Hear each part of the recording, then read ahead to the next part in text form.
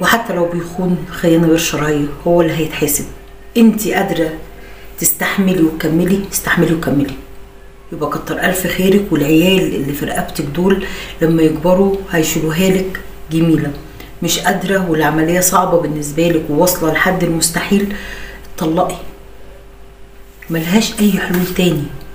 لكن لا ليكي ان انت تحاسبيه على خيانته، ولا ليكي ان انت تشهري بيه، ولا ليكي ان انت تقولي ان هو خاين، ولا انك حتى تدوري وراه.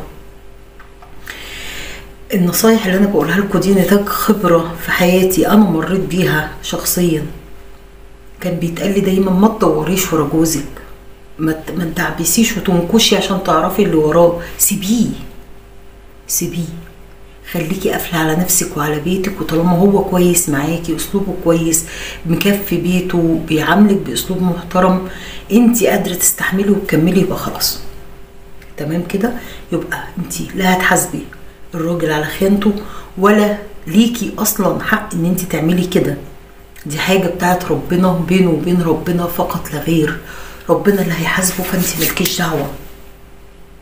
قادره تكملي يا بنت الناس كملي، مش قادره يبقى خلاص الموضوع انتهى. دي بالنسبه للنقطه بتاعت الخيانه.